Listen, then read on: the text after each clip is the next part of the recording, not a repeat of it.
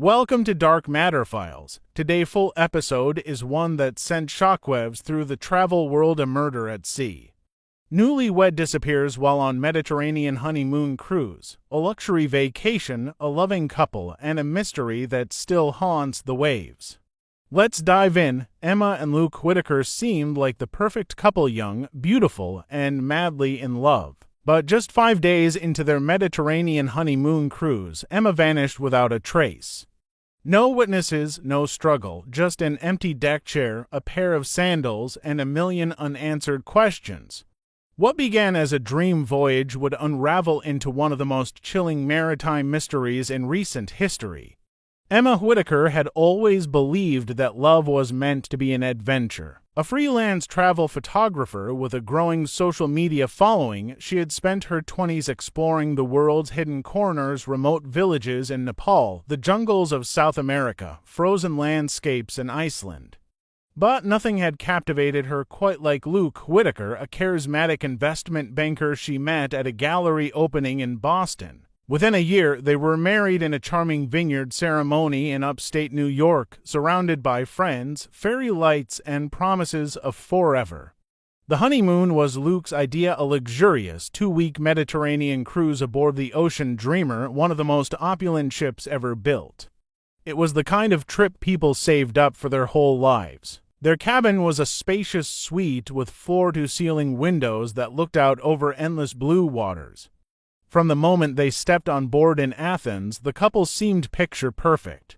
Emma captured every moment: sunsets from the deck, candlelit dinners, walks through the cobblestone alleys of Santorini. Her followers adored the updates, calling them the dream couple. Fellow passengers remembered them as affectionate and joyful. They were often seen holding hands, laughing over cocktails, and mingling with other honeymooners. Cruise staff described them as polite, friendly, and low maintenance.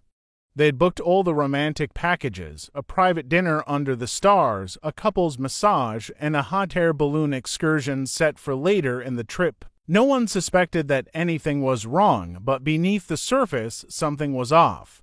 Emma's posts, once full of vivid color and excitement, began to feel more curated, less spontaneous. On the 5th day of the cruise, she posted a sunset photo without a caption, no witty remarks, no emojis, just the view.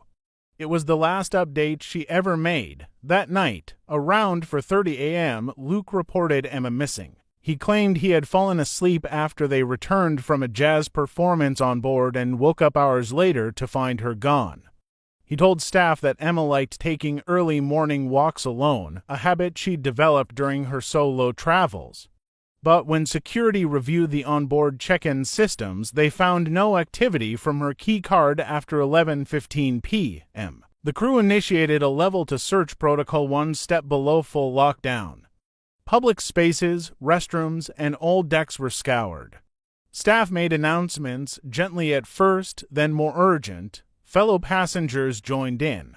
Emma's sandals and phone were found on a deck chair near the stern of the ship, in a quiet area often used for yoga sessions at sunrise. The location was strange. Emma had told a fellow passenger earlier in the trip that she was afraid of open water and avoided the ship's rear railing.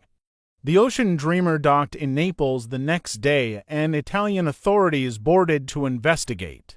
By then, the cruise had become something else entirely. The laughter faded, the guests whispered. One of their own had vanished without a trace, under the stars and above the deep, silent sea. At first, the crew and authorities treated Emma's disappearance as a tragic accident. People fall overboard on cruise ships more often than the public realizes. Maybe she had slipped in the dark, lost her footing after a drink or two. The seas had been slightly choppy that night, with a mild swell around midnight. It was plausible, heartbreaking, but plausible. But the more investigators looked into the timeline, the less it made sense. For one, Emma had been wearing heeled sandals that night, shoes she rarely wore when walking the decks alone. Her phone and shoes being left behind also raised questions. Why would she set them down neatly on a deck she had never shown interest in visiting before?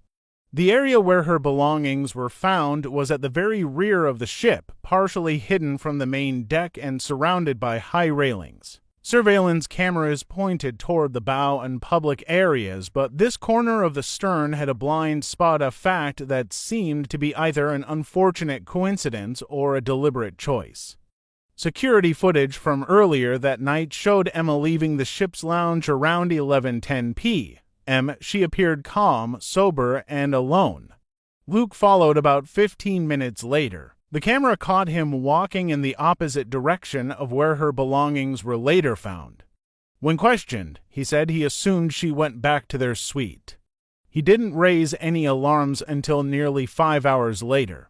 The timeline was vague, and his account seemed strangely detached.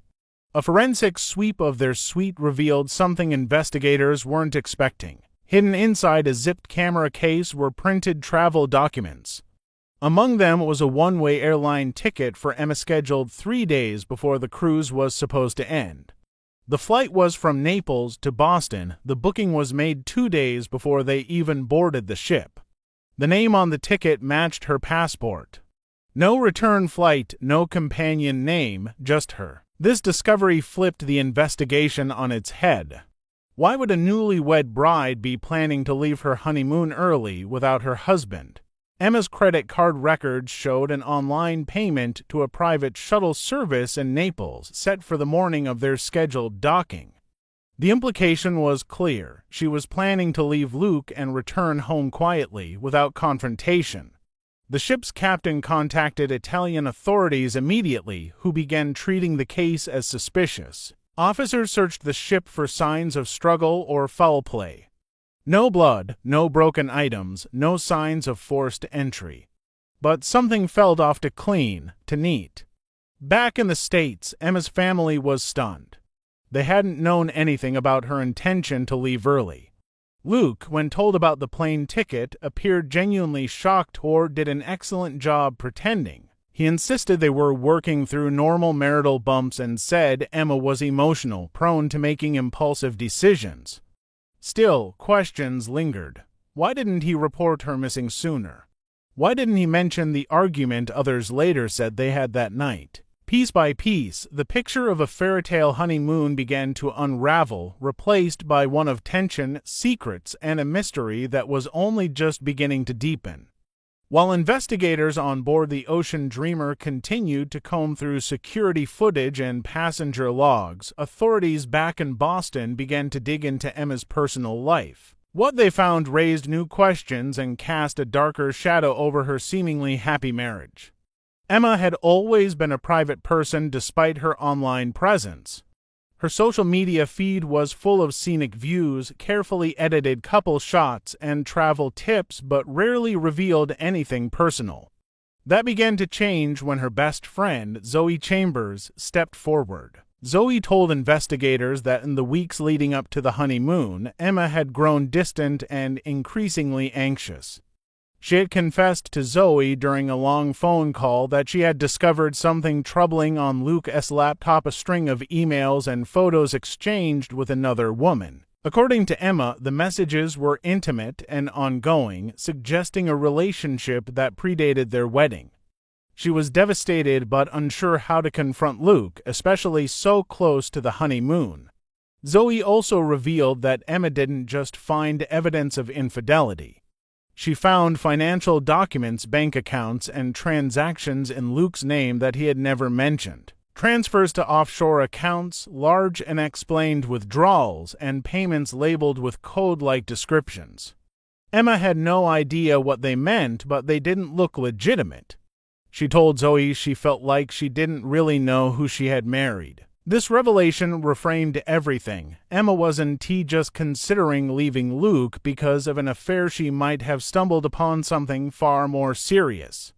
It explained the early flight, the private shuttle, and the cryptic messages she had sent Zoe just days before she vanished. In one message, Emma wrote, "If anything happens to me, don't believe it was an accident." That text, sent from the cruise ship just 48 hours before her disappearance, hit investigators like a thunderbolt. The investigation shifted focus. Luke was now no longer just a grieving husband, he was a person of interest. Detectives began to dig into his background. On paper, Luke Whitaker was clean, an Ivy League graduate with a successful career in finance, no criminal record, and glowing references. But beneath the surface, inconsistencies emerged. Former colleagues said Luke was charming but secretive. A few described him as manipulative, always working an angle. One even claimed he had been quietly let go from a previous firm under suspicion of insider trading, though no charges were ever filed. Investigators also found that Luke had recently taken out a $2.5 million life insurance policy on Emma, finalized just 3 weeks before the wedding. The policy included a clause for accidental death, including incidents that occurred abroad. It wasn't illegal, but the timing was unnerving. When confronted, Luke claimed Emma had known about the policy and approved it. He denied ever being unfaithful and insisted the financial records she found were part of a confidential investment portfolio she wouldn't have understood. To the police, his answers sounded rehearsed, calm to calm. Meanwhile, the ship had docked. Emma was still missing, and no physical evidence of a crime had been found. But what once looked like a tragic accident was now shaping into something far more calculated and possibly deadly. As suspicion around Luke deepened, investigators turned their attention to the passenger list aboard the Ocean Dreamer. They wanted to know everyone who had come into contact with Emma in the days leading up to her disappearance. One name stood out not because it was familiar, but because it didn't make sense. A man listed as Alan Baines had checked into a lower-deck cabin the same day Emma vanished. No one remembered seeing him during boarding. He attended no group events, didn't visit the restaurants, and made no charges to his room. In fact, apart from the name on the manifest, there was almost no record of him at all. Security footage eventually revealed a man who matched the room as assigned keycard, entering the cabin late at night and exiting just before dawn on the day Emma was reported missing. He wore a black hoodie pulled over his head, sunglasses despite the hour, and carried 2 large duffel bags. Crucially, this man avoided the main elevators and was seen exiting through a staff hallway that led to a restricted area near the docking platform. The Ocean Dreamer had made a brief, unscheduled stop at a private dock in southern Italy earlier that morning to refuel. The crew considered it routine, but authorities now wondered if someone had used that opportunity to leave the ship unnoticed. The man in the hoodie was never seen returning. Italian authorities quickly traced the documents used to book cabin 217 under the name Alan Baines. The passport, submitted in person at a portside travel agency in Athens, turned out to be fake. The photo was grainy and the credentials didn't match any real identity. The booking had been paid for in cash. It was clear someone had gone to great lengths to remain invisible. Interpol was notified, and a profile of the mystery man was circulated across European agencies. No hits. Whoever he was, he had vanished just as quickly and quietly as Emma had. Forensics checked the empty cabin. Most surfaces had been wiped clean, but one partial fingerprint was lifted from a light switch. It didn't match anyone in the passenger database. DNA swabs collected from a discarded water bottle in the trash also came back as unidentified. There was no trace of Emma in the room. The theory began to emerge. What if Emma hadn't simply vanished, and this wasn't only about Luke? What if someone had been hired to ensure she disappeared? Investigators began to build a disturbing timeline. Emma discovers troubling financial secrets about her husband. She confides in her friend and books an early flight home. She boards the cruise anyway, maybe to confront Luke, maybe to gather more evidence. And then, within days, a man using a fake identity checks in quietly and leaves just as silently. She disappears, he disappears, and Luke claims to know nothing.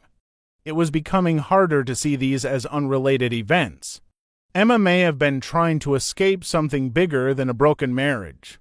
And someone, possibly more than one person, had gone to great lengths to make sure she never got the chance. Months passed, and still, there was no sign of Emma Whitaker. The Mediterranean had given nothing back, no body, no belongings, no answers. Public interest in the case began to fade, replaced by newer headlines. But for Emma's family and the team of international investigators still working the case, the mystery remained alive and chilling.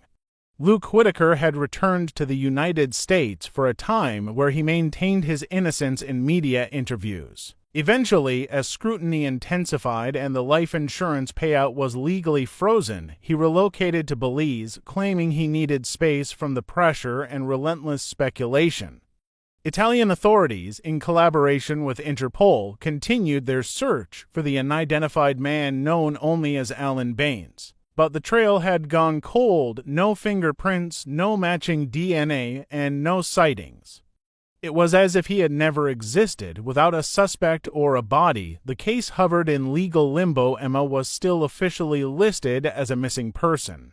There was no way to declare foul play without concrete evidence, and there was no way to close the case without her. Nearly a year after the disappearance, an unexpected break came not from the sea or an informant, but from a hiker in Corsica.